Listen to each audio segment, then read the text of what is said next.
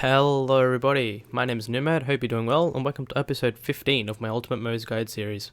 Today we are continuing the mini-series where I go over the best weapons from each manufacturer. And in this installment today, we'll be going over Atlas and Children of the Vault weapons. So, just for the sake of time, I've decided to cover both these manufacturers in the same video, just because if I was to make a separate one for each, the video for COV would be incredibly short. So I thought it'd be best to kill two birds with like one medium-sized stone this time around.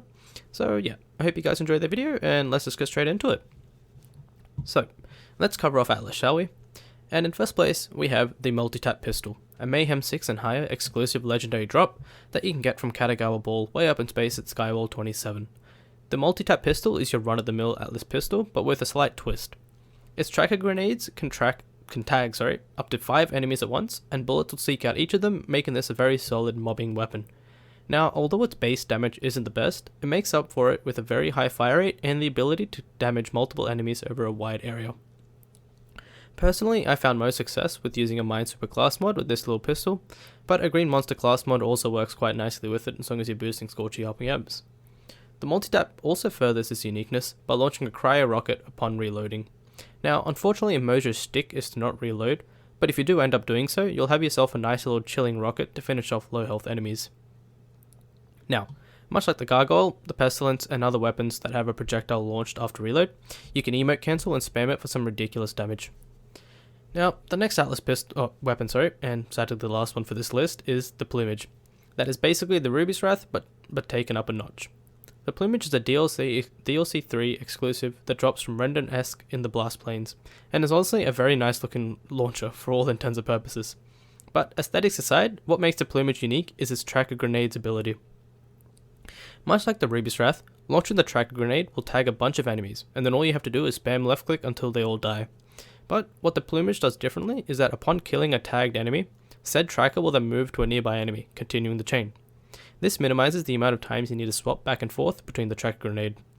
However, its solid base damage and Moses' ability, and combined with Moses' ability to further increase splash damage potential, this tracker grenade effect isn't really that useful in practice because all enemies will be dead after the first few volleys anyway. However, that aside, this launcher with a 390 anoint or the consecutive hits anoint is what I will recommend, although the 200 splash anoint is also very solid. Now we get to the Bandit manufacturer. Wait, no, I meant Children of the Vault. And the first weapon we'll be touching on is the Hydra Frost. It's a DLC 2 pistol that drops from Chivalrous, who is a rare hunt in Negel Nashai. The Hydra Frost is a gun that alternates its element for every second fired shot, doing either shock or fire damage.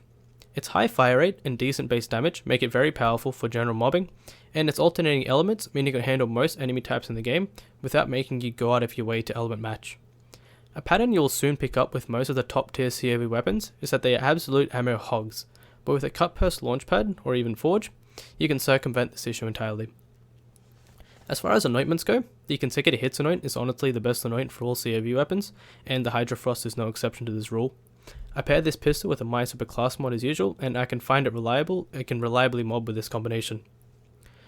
The next COV pistol on this list is the Gargoyle, and it continues the DLC trend by finding itself as a drop from Dickon Goyle in Bloodsun Canyon, in DLC 3 Bounty of Blood.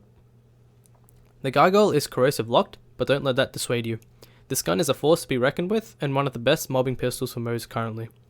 It combines a very high base damage and fire rate, along with the fact that it randomly spurts out high damage splash projectiles that also synergizes perfectly with Moses' splash skills like Skagden and Tor Cross Motion. Running this gun with a consecutive hits on it and a Minesweeper class mod, and you're going to be an absolute force of nature. Now, moving away from the pistols, we get the Sawbar. Yes, that's right, you heard me. The Sawbar is actually good now, after its recent buffs, and has cemented itself as one of Moses' best assault rifles right now. It drops fairly early game as well, from Borman Nates and Meridian outskirts on the planet of Promethea. Now, much like its BL2 counterpart, the Sawbar in BL3 retains its strange firing pattern, requiring you to maintain a specific distance from enemies to deal its maximum damage. But once you do, oh boy, the damage is absolutely ridiculous and is honestly an incredible room clearing powerhouse. Combine this with a consecutive hits anoint and a Minesweeper class mod, and you'll be nuking rooms of enemies like no tomorrow. Now, rounding up the COV weapons, we finally get to the Globetrotter. It's a legendary rocket launcher, dropped from Scourge the Invincible in the Guardian Takedown in Minus Prime, and went from meme tier to top tier launcher over its time real quick. This gun combines the multi-projectile nature of the Yellow Cake from the Revenge of the Cartels event, rest in peace buddy, and the Boring Gun's projectile firing pattern to create a room-clearing weapon like no other. A radiation variant with the 390 anoint will make quick work of mobs standing between you and your path to sweet juicy loot. A Blastmaster class mod is best suited for this launcher and is what I would personally recommend. Now, although I said that the Globetrotter was going to be the final CF weapon in this video, I also wanted to give an honourable mention to the Eruption. The Eruption, on reload, creates projectiles that are essentially slag and make enemies take more damage from all sources for a short period of time. This weapon is a key to nailing those boss one-shots, or just enables you to do more damage to enemies with high health pools. It drops from the hardest boss in the game, however, and by that I mean Titan from Slaughtershaft, and by that I mean an absolute joke of a boss, and Slaughtershaft you can find in Conrad's Hold. However, it also drops from Wotan the Invincible as well, on Mayhem 4 and above.